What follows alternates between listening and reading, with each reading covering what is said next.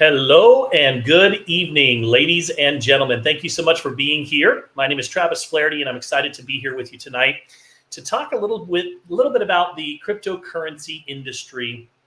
We're going to talk tonight a little bit about where it's going. We're going to be talking about some of the events that led up to the to Bitcoin being introduced about 12, 13 years ago. So we're going to be talking about what paved the way for cryptocurrency to be born. We're going to be talking a little bit about the adoption that's taken place over the last 13 years. We're also going to get into tonight some of the biggest challenges that are associated with the cryptocurrency industry as a whole. And then we're going to talk about some of the solutions and some of the things that we're doing to be able to take advantage of the trends that are happening right now in the digital currency space. And so that's kind of the outline for tonight's presentation. A little bit about me, just so that we know each other a little bit better. I've been an entrepreneur for the last 25 years. I've been in cryptocurrency since 2016. I've had a lot of hard lessons, like many of us that have been in the cryptocurrency industry as a whole. When we first got in, there wasn't a cryptocurrency for dummies book out there. There was there weren't a lot of courses that were out there because this was relatively new. Even today, from a currency standpoint, when you look at cryptocurrency, we're only in our 13th year. And as it relates to currencies as a whole, fiat currency was established in 1791. So, we're still the pioneers. It's still the early adoption phase. And yet we're seeing a lot of momentum that's happening as we start to move into this digital era. And so we'll be talking a little bit more about that tonight. Been in crypto for I guess that's 7 years now. I was mentored by a gentleman who in 2020, the last bull run, made over $50 million just during that bull run alone. And so had a chance to be able to be mentored by some experts in this industry and really have taken a strong interest in learning as much as I can about blockchain, about NFTs, about cryptocurrency as a whole. And I'm going to share some of that knowledge with you tonight.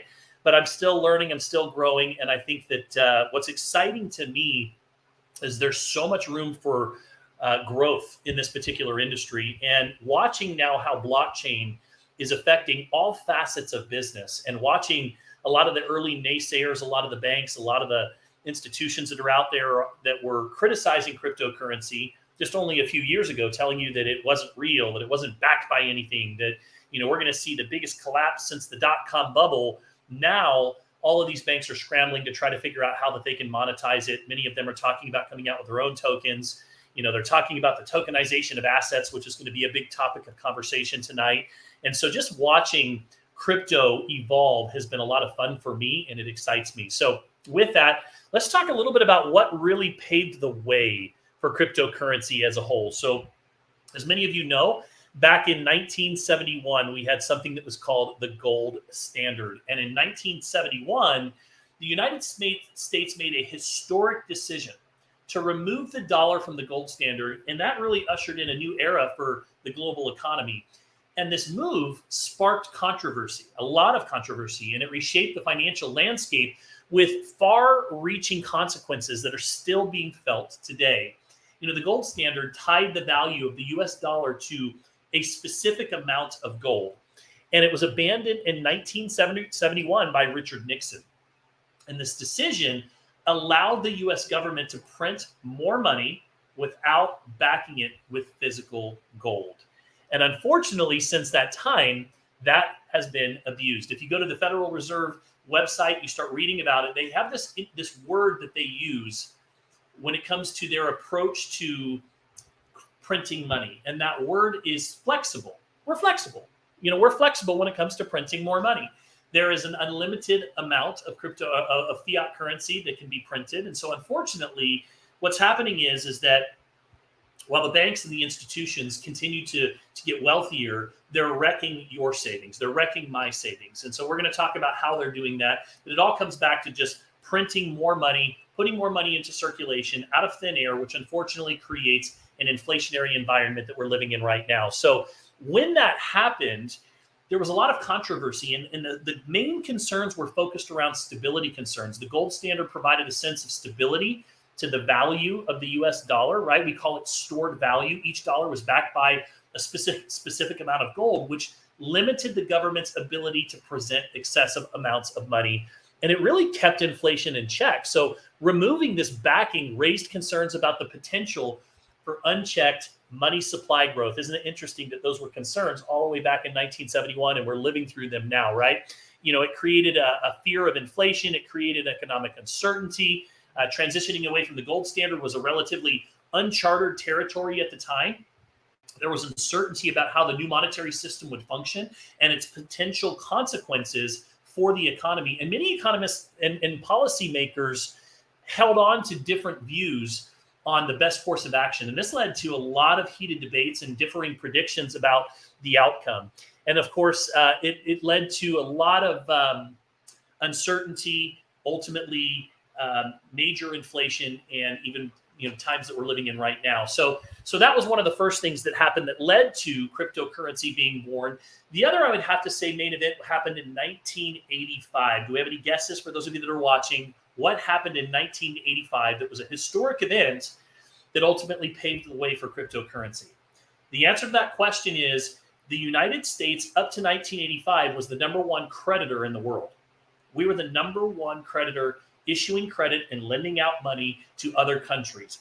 After 1985, we shifted away from the gold standard, and of course, coupled with increased borrowing, led to us becoming the world's largest debtor nation, accumulating significant amounts of national debt. And that transition of the United States from being the world's largest creditor to the world's largest debtor presented several significant challenges. Rising national debt, right? We hear about the debt ceiling, and they just keep raising the debt ceiling conveniently because they can't figure out how to solve the debt problems in Washington. Why? Because they spend money on anything and everything. Interest payments. The increased national debt resulted in higher interest payments. A significant portion of the government's budget had to be allocated to the service the interest of the debt rather than taking care of the well-being of the country. And so what does that lead to? You guessed it. It leads to an increase in taxes. Right? At the end of the day, it all comes back to us. And we indirectly, and even someone could say directly, are paying for those decisions that were made all the way back to 1971 and 1985. And of course, now, there's been big conversations about the potential default risk of defaulting on these loans. There's a lot of concerns about that. And there was major discussions politically that were happening around that even this year. Of course, the impact on the economy as a whole, that's a big deal as we move from one side to the other. High levels of national debt can negatively impact the economy by reducing private investment, by raising interest rates, and potentially leading to, you guessed it, inflation, where we're at right now. And I think another one I would have to add would be loss of credibility. The shift from being a major creditor to a significant debtor could really erode and really has eroded the United States' credibility in international financial markets. And that has led investors and even foreign governments to question the national's ability to manage its financial affairs. And for the first time, historically, now we're talking about the US dollar no longer being the world's US currency. You've got a lot of different countries that are coming together to form pacts like BRICS that are trying to create their own currency. You have a lot of our allies that are now bypassing the US dollar to be able to transact in other currencies for the first time ever. We're even experiencing that as a company. The company that we're associated with, debt, has had governments that have said we would prefer to be paid in other currencies outside of the US dollar because of the continued uncertainty that surrounds the US dollar right now. So, there's all kinds of issues that are associated with that. We could talk about geopolitical implications, trade imbalances. We could talk about, this for quite some time. But, all of that leads to fiat currency devaluation. That's, at the end of the day, that's what it leads to. Since moving away from the gold standard, we've experienced a significant loss of value due to inflation. The value of fiat currency erodes over time, and it leads to higher prices for goods and services, impacting your purchasing power, right? Threat to the global reserve currency, the devaluation of the US dollar, and the rising national debt now raises concerns about its status, again, as the world currency. And you've got countries like China that have been increasingly advocating for a diverse global currency system to reduce the reliance on the US dollars. And it's not just China now, it's happening all around the world. And so all of this created an environment that paved the way for the rise of cryptocurrency. All of these decisions that have been made that go all the way back to 1971, ultimately have given us a situation here where, a lot of people are looking for alternatives. They're looking to hedge the devaluation of the dollar. They're looking to hedge inflation. So, the devaluation of fiat currencies, and then you look at cryptocurrencies like Bitcoin emerged over the past 13, 14 years. I think that if I ask the question, would you rather have $10,000 of US fiat currency, $10,000 10 years ago, or would you rather have $10,000 in Bitcoin 10 years ago? Which would you prefer? I think that we all would prefer Bitcoin. Why? Because if you had $10,000 of Bitcoin 10 years ago, you would be done today. You would be retired. You'd be, sailing on a boat somewhere. You'd be sitting on an island. You would be declaring your financial freedom day, the day that you no longer have to trade time for dollars. You can do the things that you want to do now rather than the things that you have to do. On the other hand, if I had $10,000 in fiat currency, I would no longer have $10,000. It would be worth far less than that. So that's an unfortunate situation. And so because of that, many people are turning to cryptocurrency as a solution. And that paves the way for this new digital era movement that is happening right now. You've got global adoption. Cryptocurrencies have gained widespread adoption. You've got 4% of the world that currently has a cryptocurrency wallet. Now, while that may not seem like a large number, 4% of the entire population globally now has a cryptocurrency wallet. That number is projected to grow to 10% over the course of the next couple of years, right? You've got countries like El Salvador who have even adopted Bitcoin as legal tender, showcasing the potential for wider integration of digital currencies into their everyday transactions. You've got institutional investments that are happening. Major financial institutions, I'm talking about hedge funds and corporations, have begun investing in cryptocurrencies. Even Fidelity, one of the largest mutual funds in the world, is now investing in cryptocurrency. And this is signaling a growing acceptance of digital assets within traditional financial markets. You even have countries that are significant wallet holders of, you guessed it, Bitcoin. And I would dare to say that probably one of the biggest owners of Bitcoin, just my opinion, is the United States government. I guarantee you, don't look at what they say, look at what they do, right? It's the same thing with the banks. They're warning people off, but at the same time, they're acquiring it. They're building their own exchanges. They're launching cryptocurrencies. They're getting involved with the tokenization of assets. So you look at all of that, and we talk about the technology and the innovation that's happening at the hands of blockchain. Blockchain is the underlying technology of most cryptocurrencies, and it's being recognized for its potential to disrupt all kinds of different industries beyond finance. Blockchain offers solutions for secure data management, supply chain optimization, transparent government and governing. One could argue that blockchain could even fix the voting problems that we have in this country, right? So there's a lot of other implications or applications as well that blockchain will impact as we continue to go forward. Real estate markets, you name it. Even in Florida and in Georgia, you have the first homes that have been converted to NFTs and transferred on the blockchain, cutting out major fees that are normally associated with the real estate transaction. So that it begs the question, is that a sign of things to come in the future in the real estate industry? So, cryptocurrencies as a whole, they have the potential to provide financial services to individuals without access to traditional banking systems. And that's another reason why we're going to continue to see that global adoption. There are, hundreds of millions of people that are around the world that cannot go to a local bank right around the corner. And this empowers the unbanked and the underbanked populations to participate in the global economy and access these financial services through literally their smartphones. Decentralization, cryptocurrencies operate on decentralized networks, reducing the need for these intermediaries like banks and these payment processors. And this can lead to more efficient and cost-effective financial transactions. Let me give you an example. So if I wanted to go and send a $100,000 wire to my friend that's maybe in another country right now, if I went down to the bank, not only would I have to tell them where the money came from, I would have to tell them where who it's going to, the purpose of what that money is for. I'd fill out all kinds of paperwork. It's going to cost a lot of money, and they're going to hold on to that money for up to a week before it's sent. In the meantime, they're utilizing that money, right, to make money. Now, if I wanted to send that same friend $100,000 of Bitcoin Right now, it would arrive within 30 seconds.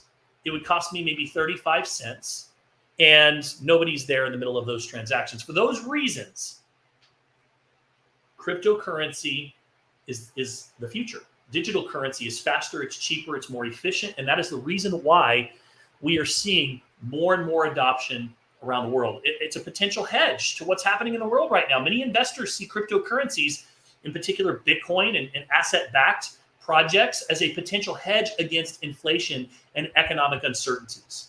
This fixed supply and scarcity of some cryptocurrencies may protect against this devaluation caused by this excessive money, and I would say irresponsible money printing that is happening at the hands of the government. I got to ask, how many of you, knowing and watching the debt ceiling continue to rise over the last 30 years, looking at inflation today, looking at interest rates, looking at the value of homes, looking at the money that you're spending just to go to the grocery store, and how far your dollar is going, trust our politicians to get us out of this problem? You see, cryptocurrency was for the people, by the people. People were fed up with what was going on in Washington, and they said, we are going to take control of our financial future. Enough of this money that's being circulated. The Fed and the banks work hand in hand together, and they just get wealthier and wealthier at our expense. And finally, we've got to talk a little bit about the tokenization of assets, because that's really where cryptocurrency, if you want to know where the future of cryptocurrency is, this concept of tokenizing real world assets, such as real estate or artwork or high yielding agriculture or commodities like gold and silver and natural gas and oil, even water, opens up so many possibilities for, what I would call fractional ownership and liquidity in traditional illiquid markets. The rapid growth of cryptocurrency and its disruptive potential in various sectors have fueled the belief that digital currency will have a profound impact on the world's financial and economic systems in the coming years ahead. And as technology and regulatory frameworks continue to evolve, cryptocurrencies, in my opinion, will play a crucial role in reshaping the global financial landscape. And for those reasons, I am excited to be a part of this industry. I'm excited about it, not only being an educator, but raising the bar in the industry. Because let's face it, cryptocurrency isn't perfect. Any new currency is going to have its challenges. Number one, anytime that something new, that's innovative, that's disruptive, that changes the world comes along, it goes through a few different stages, right? It always starts off where you have the people that don't want change, right? They're used to the way that it's always been, and they don't like change at all. Our grandparents' generation, they carried around cash in their pockets, right? And then pretty soon, my parents' generation, they moved into the debit card era. And now, you have this kind of mix. My age, you've got people that are, they're transacting with Venmo, with Zelle, with Cash App, with cryptocurrency. So you're starting to see the digital era come into play. You use your app or your Apple, card for everything. You just scan your phone now. I don't carry dollars anymore. There's cashless resorts and stores that don't operate in cash anymore. So we're starting to see signs of things to come. And my son's generation, he's 23. He says, Dad, you represent fiat currency, your generation. My generation represents Bitcoin. I'm not buying, I don't go into a bank and I don't even leave my money in a bank account. I'm not going to give my money to the banks and let them get wealthier and lend them money essentially for free. I'm going to become the bank. I'm going to put my money to work. And so we're seeing, I truly believe that the day and age of banks getting your money and my money free, and then going and investing it at our expense are behind us. I think that we all had this grand illusion that, if you were to go deposit $10,000 at a bank, that there's somebody that takes that $10,000 and goes into a safe and just puts it in the back of the safe with all the money. Because if you opened up that vault, there's hardly any money in there. There's enough to get them through the next couple of days. Why? Because we have a fractional reserve banking system that no longer requires them to hold those funds on deposit. People ask me all the time, well, what happened? I don't know about cryptocurrency. What happened with FTX exchange? And they'll cite some of the other exchanges that have closed. And I said, you realize that in 2023, there have been more banks that have closed in 2023 then all of the years added up to this point, hundreds and hundreds of years, we had more banks closed this year than ever before in history. And let me tell you something. What do you think would happen if all of us went down to Wells Fargo or Chase Bank or any of these other banks that we might bank with at the same time to withdraw our funds? The same exact thing would happen to our banks that would happen to FTX, because they don't have the money, because they have invested it so they can continue to get wealthier. And I'm a big believer that people are becoming more savvy. And the key to hedging inflation, 10% interest rates, the key to these rising costs that are killing everyone right now and putting everybody into debt is very simple. Is you become your own bank. You put your money to work. Lazy money is money that's sitting in a bank, not doing anything, that essentially is losing you money because of the cost of the rising cost of goods and inflation. So it's essential to also recognize that emerging industries like cryptocurrency presents challenges, and they do present risks. And that's why education is so important. And this would be a good time to make sure that everyone knows that I'm not a financial advisor. The stuff I'm sharing with you tonight are my opinions. Getting involved with cryptocurrency is risky. It's unregulated. You have to make sure that you know what you're doing and you understand the risks when you get involved with it. So make sure that you seek out expert advice, do your homework, do your research. Let's talk about some of those challenges. So first of all, we have the volatility with cryptocurrency. That's got to be one of the biggest concerns for most people. Because let's face it, if you bought Bitcoin on the way up in 2020, right, it hit its peak at 69,000, and you bought Bitcoin, let's say 45,000, and you held on to it thinking that it was going to go up, and you didn't sell at 69, and then you were one of the ones holding on when it went back down to 16, you probably had some concerns.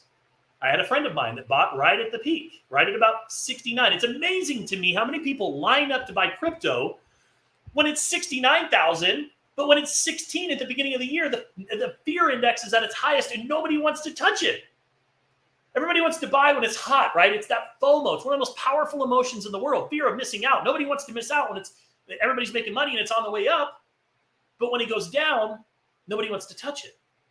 Let me tell you something. It's one of the lessons that my mentor taught me. He says, the decisions that you make in a down market, the tokens and coins that you accumulate in a bear market, a down market, have the potential to build you true wealth over the next 3, 4, 5 years. Now, why is that? Historically speaking, and the best predictor of future performance is past performance. It's not a guarantee. There's no guarantees in anything that we're going to be talking about today. We don't talk about ROIs. This is just education today. But the best predictor of future performance is past performance. And when you study cryptocurrency as an industry, what you'll see is it's very cyclical. Bitcoin has what's called a halving event every 4 years. This is where they take half of the tokens that are in circulation and they get rid of them. They remove them from circulation. So if there's already a finite amount, there's nobody that's just continually printing more of these coins or adding more coins into circulation, right? Because there's a set amount, and you're removing half of those tokens from circulation. Simple supply and demand economics. What happened to the housing market when you had a lot of people moving over the last few years and very low inventory? What happened to the prices of homes? It went up. So what happens every 4 years after a Bitcoin halving? Historically speaking, Bitcoin has always hit a new all-time high. And the rest of the industry tends to follow suit. The altcoins always follow the big boy. Eventually, it peaks. It reaches that new all-time high. What do people do? They take profits. Crypto works just like any other market. When there's more people that are selling than buying, what happens to value? Value goes down. So eventually, markets cool off. But here's the challenge, right? The challenge is let's say that you need access to those funds and you bought it 45, 50, 55, 60,000. And now it's at 16. You have to make a difficult decision. You have to decide, do I sell and take a loss, or do I hold on and hope that it's going to come back? Now, that's a difficult decision, because if you need to be liquid, right? Our situations change all the time, right? Sometimes we're, feeling a little tighter, feeling the pinch, and you might need access to those funds. And so here's what happens. A lot of people, they end up selling. Well, just know this. Here's lesson number 2. Profits always flow from the impatient to the patient. Profits always flow from the impatient to the patient. So when you sell at a loss, there's always going to be somebody that's willing to buy up your loss and hold on and wait for that next bull run because they understand the markets. They understand the tokenomics. So now a lot of people say, wow, I don't know if I want to get into cryptocurrency. I mean, it's up here and it's just all over the place, up and down. And then you have the media that creates all this FUD, right? This fear, this uncertainty and doubt. Why does the media want to create that FUD? Well, do you think for a second the people that are in control of the media could possibly be the same people that are also behind the banking system and the Federal Reserve? The Federal Reserve is not a government entity. The Federal Reserve is privately owned by some of the biggest names that you've heard in the world. And those same names are tied to the banks. So do you think that the banks, there's a reason why there's a war going on between the banks and cryptocurrency right now? Why? Because every dollar that you take out of the bank is costing them tenfold. They are losing money to a competitor. So they're going to do everything that they can to try and stop it. So anytime that crypto goes down, the naysayers and the haters come out like crazy. I told you so. I told you it wasn't worth anything. Stay away from it. And they create this massive fear and people buy into it. You'd think by now people would learn whatever the media is saying, do the opposite. But for whatever reason, people get afraid and they stop buying. You know, my parents' generation, my father doesn't want to touch cryptocurrency because it's too volatile. It scares him. He says it's not backed by anything. And I say, well, what is the U.S. currency backed by? It's not backed by gold anymore. So what is it really backed by? So that's one of the problems. Second problem is hype and manipulation. We've seen a lot, especially this last bull run. It was driven by hype and manipulation. You had a lot of projects that would go out and hire celebrities and influencers to artificially create this excitement. People would start buying. When people are buying, values go up, which creates that powerful emotion, FOMO. Everybody starts trying to chase it, chasing that next spike, and they end up losing, right? Because what happens is the values go up and up and up, and then when it hits its peak, you have the major whales that own the majority of those tokens. In many cases, if they did an initial coin offering, is the people that started the project or the influencers that are pumping it, and they sell, which leads to the third problem, which is rug pulls, right? So what happens? The prices go up, and then all of a sudden, those whales sell for huge profits, and it collapses. And then you're sitting there holding tokens that you hope come back. And many of them, a large majority of them, do not. So I don't want to pretend for a moment that there are not challenges associated with the cryptocurrency industry. But what if I told you that we've created a solution to these challenges? What if I told you that the future of cryptocurrency actually provides solutions to some of the biggest challenges that we're facing in the cryptocurrency industry as a whole? We talked a little bit earlier about the tokenization of assets. This is a huge conversation. You know, JP Morgan, who literally 2 years ago, in 2021, was warning their investors to stay away from cryptocurrency, is now talking about putting trillions into the tokenization of assets. Between now and 2024, that's just literally next year, 6 months away, it's projected to be worth $5 trillion, the tokenization of assets. Do you realize that cryptocurrency right now, the entire cryptocurrency industry is worth somewhere in the neighborhood of around $2 trillion? And the tokenization of assets by the end of next year will be worth $5 trillion. Do you realize over the course of the next 3 to 5 years, it's projected to be worth as much as $50 trillion? You want a success formula? Figure out where people are going and get there faster. You want to get wealthy? You want to create legacy income? Figure out where people are going, get there faster, and provide solutions to some of the biggest challenges that we face in the industry today. And that really leads me to what I want to talk about here tonight. I want to talk to you about a company called Debt. We are very fortunate to represent IX Global. IX Global is the wholesaler for the Debt Box. So we're two separate companies. We have the opportunity and the pleasure to be able to go out and market and promote mining licenses that are associated with Debt Box. And so I'm going to go ahead and, if you don't mind, pull up the presentation so we can go ahead and share some slides.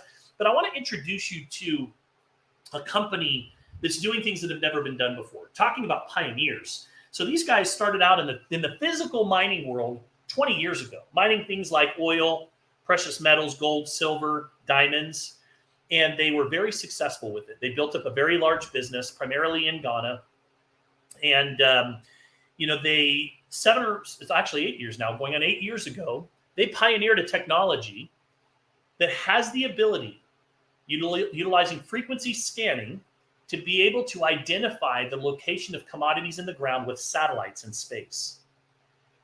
And this completely disrupted the mining industry, because if you understand mining, if you've ever invested in an oil well, you know it's a crapshoot, right? You put a lot of money in and you hope that they hit tap oil. But the reality is, for every one or two that taps oil, there's a whole lot of them that are dry.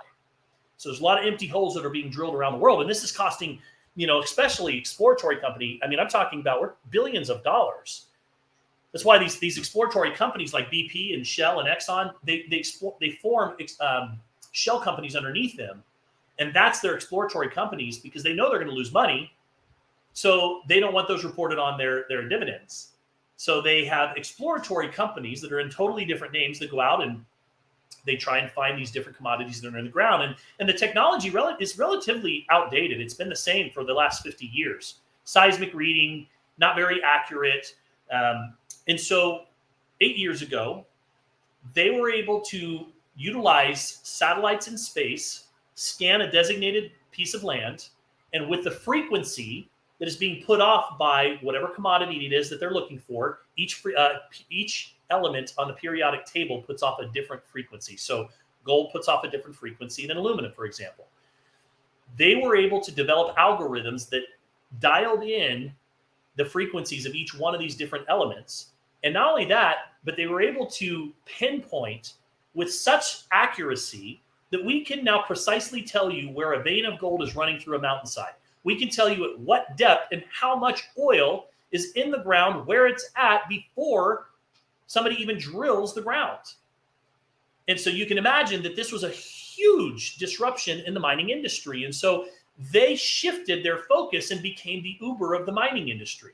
What does that mean? It means, if you think about Uber, Uber's the largest transportation company in the world that doesn't own any mining equipment. In the same way, we're one of the largest mining companies in the world that doesn't own any mining equipment. Instead, we utilize satellite technology, and we have the ability to be able to scan the earth. Now, Explorer is the world's first cryptocurrency that's backed by satellites in space. This is one of our projects, one of our licenses that is available, that allows you to be able to mine tokens specifically focused around and supported by the revenue coming in from our satellites and our technology that we have that makes this all possible. Very exciting project.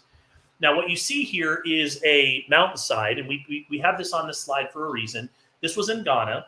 We were working with the government of Ghana, and as a gift to them to give back to the country, we have our projects now employ over 10,000 people in Ghana alone. We actually helped Ghana discover the largest iron ore find in the country's history.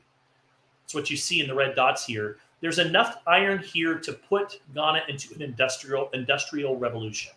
And we were responsible for that. You can go and Google and you can read all about this large iron find that was found in mid last year when we went over to Ghana. I've been there personally with the founders of DET.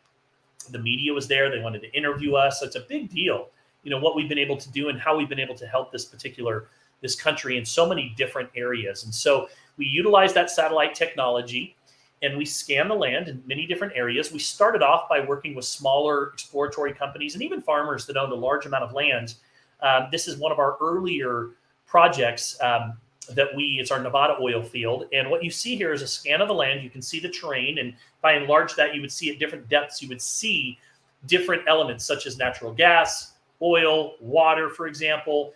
In the green, what you see is a well that they drilled back in the 50s and 60s. They thought that it had gone dry. They had us scan the land, and we helped them find a chamber of oil. They didn't even know it existed. It was a 20 million barrel of oil chamber, enough to extract over 5,000 barrels of oil per day for the next 20 years. So you can imagine they're very happy now to pay us a royalty on every single barrel of oil that they extract. And I like royalties. We like royalties, not profits. Why? Because profits are paid last, royalties are paid first.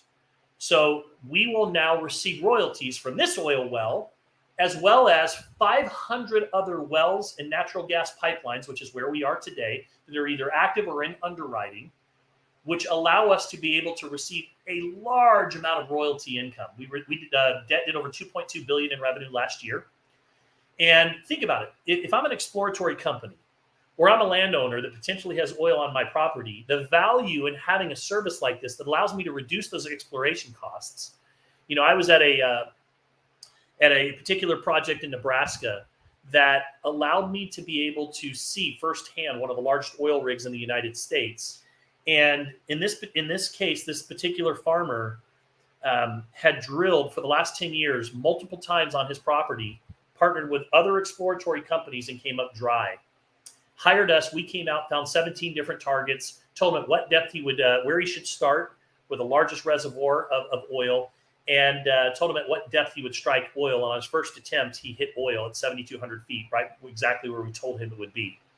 So what we're able to do is provide these exploratory companies and these landowners with the ability to even go raise capital before they even put a drill in the ground, because they have validation now that the commodity that they're looking for is actually there. So it also provides them a tremendous ability to be able to avoid bottlenecks and where to enter into a chamber to maximize the extraction process. Over time, we've established all kinds of different partners in many different areas in the asset world. So we have oil wells, we have all kinds of natural gas pipelines.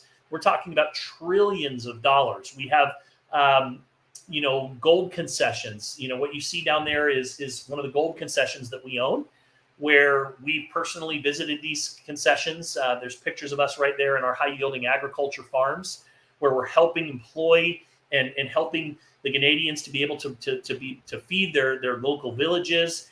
And soybean and cocoa bean is very, very profitable. Ghana is the largest exporter of cocoa beans in the world, and so we're helping them to be able to create income, food, and opportunity for local villagers. And in the process of doing so, we receive royalties on all of the projects as we help them to build out their infrastructure. We have aluminum. We've partnered with one of the largest aluminum companies in the world, the Ghana Bauxite Corporation. They've been around 97 years. We have enough aluminum in the hills there to mine for the next 200 years with these projects. And so these are just some of the different sites that we have. Now, what they've done that's so innovative is they decided to marry the digital or the physical world of mining with the digital world. And they married for the first time ever the two to create the world's first asset-backed cryptocurrency, otherwise known as the tokenization of assets. While JP Morgan and a lot of these banks and other institutions are talking about the tokenization of assets over the next few years, we've been doing this for years. We are the pioneers. We are the first to introduce cryptocurrency backed by real-world assets. I've always said the moment that somebody tokenized an asset, fortunes would be made. Why? Because of the reasons that we talked about here, the challenges. Because think about it, if we could restore the gold standard to the US dollar, it would correct a lot of the problems that we're facing today. But they would never do it. They don't want to give up that control. So what we essentially have done is we've looked at the challenges in the digital currency space and said, okay, if this industry is going to grow from 4% to 10% over the next few years, we're going to see that type of adoption. What's going to be the catalyst? The answer to that question is very simple. Moving away from speculation and manipulation and moving to substance and tangibility. Moving away from hype and moving to tangibility. And that is what we are doing. We are raising the bar in the digital currency industry. And what these guys have done is they have taken a very complex conversation, which is cryptocurrency mining, and they've made it simple and easy for the average person like you and I to be able to get involved and essentially to be able to purchase what's called nodes or licenses. What's a node? It just enforces the protocol on a blockchain. Remember, we've removed the banks. We've removed those third-party processors that validate transactions. So what nodes do is they enforce the protocol on the blockchain. When you buy a node is essentially pre-programmed with algorithms that are helping to validate transactions and make sure that they're not fake, that they're real, that they're good transactions. And these nodes, when they are activated, they connect to a network of other node holders. And all they do is validate transactions all day long, and then they pay rewards to the node holders. Now, the best analogy I can give you is go back to 1980s when the ATMs were first coming out. And you had a chance to be able to go place these ATMs all over the place, gas stations, grocery stores, casinos, you name it. And every time somebody stuck an ATM, their debit card into an ATM and transacted, you received that transaction fee. Pretty cool opportunity. Well, that's exactly what's happening here. These nodes are what enforce the protocol on a blockchain. And there's a limited amount of node holders, a limited amount of licenses for every single project that is launched, as well as a limited amount of tokens that will ever go into circulation for each project. So what DED has done is they've taken the guesswork out of the equation, and they've really eliminated, they've created a rug pull proof environment. There's no fake meme coins here. These are real projects that are tied to real assets that are brought to you literally in the comfort of your home. And I would even dare say now from the comfort of your phone. Because no matter where I go around the world, I was in French Riviera just a couple of weeks ago. My phone and the software on my phone is mining 24 hours a day, 7 days a week. And I'm being paid in the form of what's called rewards. Those rewards are tokens for each one of these projects that are backed by whatever asset that I choose to get involved with. Now, I can choose to hold on to those tokens for upside growth, or I can cash them in every day for the monetary value based on what the value is today. And those values can be looked up on Dex Screener. You can see what it's trading for. They all have it. They're all on every single project that we have is 100% liquid. So again, the way that it works is you purchase a mining license, and our mining licenses start out at $500, and they go up from there depending on the project, the age of the project. It's better to get involved as early as you can in these projects because there's less nodes online, which means there's less people to divide those rewards up with. So you're getting a large amount of tokens. Remember what we said earlier, in a down market, it's about accumulation, not price. I don't care about the price today. I'm not buying Bitcoin because of the price today. I'm buying Bitcoin to accumulate it so that the next time we go through a halving, I have as much Bitcoin as I possibly can. So when the price goes up, I enjoy the benefits of that potential growth. In the same way, mining allows you to participate in the minting process. Would you rather go buy it on an exchange after somebody has minted it and sold it, or would you rather be the one that's bringing those coins into market? I'd rather be the one that's essentially bringing those tokens to market.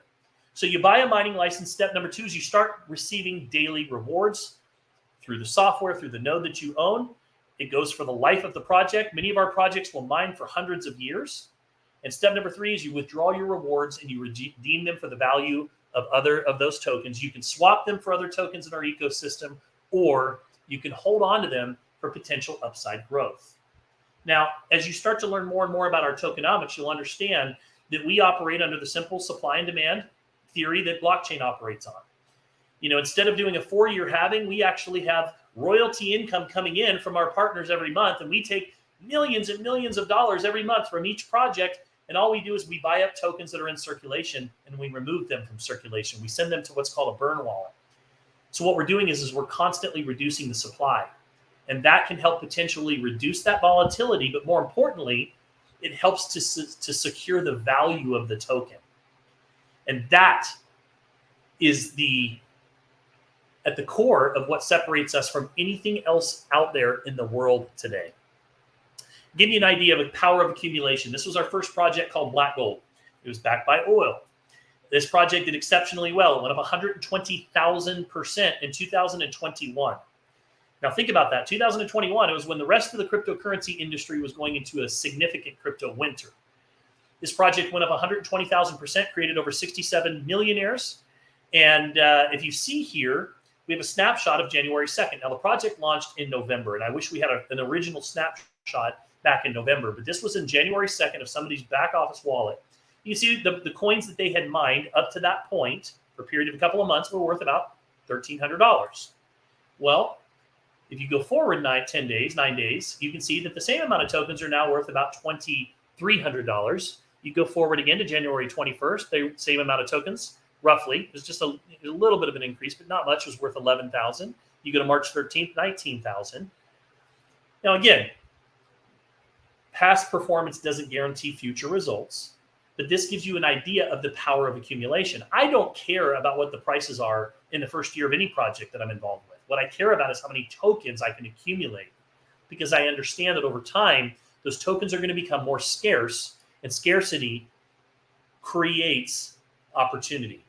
Scarcity creates opportunity. That's the third lesson that I want to share with you today. Our projects are now listed on several exchanges, including some top 5 exchanges in the world. The This brings credibility. It brings validation to what it is that we are doing. We've had over a dozen projects now that we've introduced that really have paved the way for what we are now getting ready to introduce, which is our own blockchain. Right now, we've been operating on the Binance blockchain. We are what's called a layer 2. We will soon be moving to what's called a layer 1, where we have now created, with these projects that you see before you, proof of concept. We've also created a simple onboarding process for anybody in the world that wants to tokenize an asset. There is no blockchain that exists today that focuses and caters to the tokenization of assets. Now, what did I say that this industry is going to be worth just by the end of next year? $5 trillion.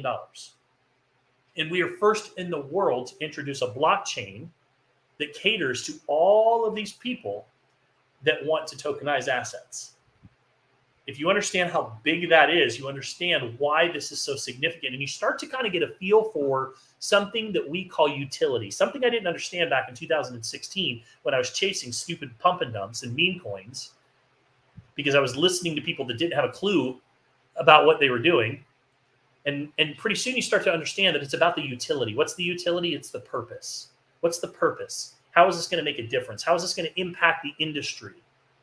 We're raising the bar in the industry and paving the way for the tokenization of assets. And we were first in the world to do it. With projects like DET. DET is our utility token. We pair all of our projects to DET. And why is that important? Because you need a way to be able to get to cash, right? People ask me all the time, is it easy to cash out? Well, yeah, you go into your app, if you can click the swap button to DET or USDT, and you go to an exchange and you swap it for US dollars and then send it to your bank account, that's essentially it. A couple of steps, not that difficult. So the DET token makes that possible. The DET token launched at a penny about 15 months ago. Today it's trading somewhere in the neighborhood about $14 per token. That's huge, significant growth inside of a year. I challenge you to go find any other project that's done that well in the last 12 months. NatG is a project that's now sold out, but it was backed by natural gas. Where there's oil, there's often natural gas. A lot of people out there very excited about this particular project. In the third and fourth quarters of this year, going to be some really big announcements that are centered around the natural gas project. It's about a year old now, so people that got involved in the early stages have mined literally tens of millions, even hundreds of million of these NatG tokens that they're holding on to, with the belief that over the course of the next few years, there's an opportunity for that upside growth and life-changing income as a result of being one of those long-term holders. Black Gold is another project. That was our first project that launched that's now sold out. We have Grow, which is high-yielding agriculture, that's now sold out. We have digitally linked gold. Gold has always been a great place of stored value, historically speaking, and so this is one of our more conservative projects for those that maybe have a little less risk tolerance. Aluminum, go look at the aluminum demand over the last 10 years and the next 10 years, and you'll understand why aluminum is such a significant project, partnered with one of the largest aluminum companies, one of the oldest aluminum companies in the world. Explorer is our satellite technology that makes everything possible. I like this project because without it, none of this would exist. It's the first cryptocurrency backed by satellites in space. These projects are what I call legacy projects. What's really exciting is Aluminum and Explorer on sale right now for $1,500. They're normally $3,500. So there's a phenomenal opportunity to add to your portfolio with some of our legacy projects. BEV is a project that's focused around the beverage industry. You know, hundreds of billions of dollars. It's already sold out. One of our fastest selling out projects. We have Blocks, which is real estate. See, what these projects do is they allow people to get involved in industries and projects that they otherwise may not have been able to get involved with. Right now, real estate's overinflated. Investors are sitting on the sideline. Many of those investors are buying real estate licenses, mining licenses, because this project, we have a fund that allows us to be able to fund large real estate transactions, both in the commercial and the real estate side. So it allows you to get a piece of that. Drip is water. I love this project. We're within days of selling out. Licenses are only $500. Our scanning technology, our frequency technology, helped us to find the largest underground aqueduct body of water in history in the United States, or excuse me, in the last 50 years here in the United States. We're also drilling wells in third world countries and helping bring water to villages that need it. It has a great humanitarian feel to it. You know, water is a precious commodity, especially if you live out on the West Coast, you know that. And if you, biblically speaking, they say that future wars will be fought over water. high demand commodities. The water industry as a whole, even bottled water. We're involved in the bottled water industry through our BEV license. A lot of our projects complement each other, which is brilliant. And so the bottled water industry is a $350 billion a year industry. So DRIP is supported by all of that. And then we have DCM, which is a great project that was just introduced not too long ago. It's already sold out. It's data center mining. We've been able to convert natural gas to energy. The burn off from the natural gas. You see a flame when you drive by natural gas. You always see something burning. That's just burn off. And we've actually been able to capture that burn off, convert it to energy, and we're now fueling these large data mining centers that require a ton of energy. One of the biggest problems with Bitcoin data mining centers is the energy consumption and the rising costs of energy. A lot of states like New York are trying to ban it or have banned it successfully because of the amount of tax that it puts onto the grid. And so we have been able to come in an eco-friendly manner. That's what DET stands for, decentralized eco-friendly blockchain technology. And we have been able to provide these solutions to some of these biggest challenges. We have 2 new licenses that have launched this week. The first is called FAIR. We're first in the world to introduce a token that is backed by the pharmaceutical industry. These guys, the board of directors, are all board certified, physicians and doctors that are surgeons, and they have created an AI technology that helps the pharma industry be better, more efficient, better connected, so that they can share information with each other. Different research is going on in all different parts of the world, and a lot of that is ignored when they bring drugs to market. So it also helps to identify certain drugs that have the biggest potential to be streamlined to market, but also to have the best impact to do good in the world. The first drug that they're bringing to market, the partners that they have brought very well-known medicine to the markets. Medicine like Mucinex, for example, they brought to the market a number of well-known drugs that have already been brought to the market that are doing good. We're not talking about the dark side of the pharma industry. We're not talking about pain pills and these type of things. We're talking about being part of the solution, not part of the problem. This first drug that they're bringing to market, it's one of only 250 drugs that's ever been fast-tracked. What it does is it helps save lives when somebody is having surgery. In some cases, the body, when it's under undue stress, especially surgery, will send a large amount of blood. It'll believe that the body is under attack, and it will send a large amount of red blood cells to go attack that foreign object. And in many cases, people have died as a result of this. And so, the first drug that they're bringing to market, what they do is they'll raise hundreds of millions of dollars to go and do their R&D. And then when they release the drug, they do an IPO, and essentially billions of dollars is generated. And so they're helping to bring that to market, and the royalties is coming not only from the AI, but this process as well. So a lot of money in pharma, and this is an amazing license. It's $2,000. It just launched this week. We just introduced it. And so talking about getting early in projects that have tremendous upside potential, that's one that I'm very excited about. The other one that just was launched this week is called REV, and it's actually backed by the exotic car plane RV industry, where they have a fund that is participating in the lending process. These are all billion-dollar industries and projected to continue to grow. And this REV project they've been working on for a year. They've got a number of partners already on board, and we're helping to facilitate the lending and even getting involved in the fractional ownership side of things, fractional ownership of jets, fractional ownership of RVs. So this is a huge project. People are very excited about it. As you learn more about our tokenomics, you'll understand the term half-life project. Half of the tokens that'll ever be paid out in circulation are going to be paid out within the first 60 days of this project, which gives those that want to accumulate a huge opportunity. These licenses are starting out at $3,500 per license. Our half-life projects like DRIP and DCM have done exceptionally well. And again, the people that got in early on those understand the value of accumulation, especially as we go into our first halving on October 1st. And they're sitting there holding a large amount of those tokens.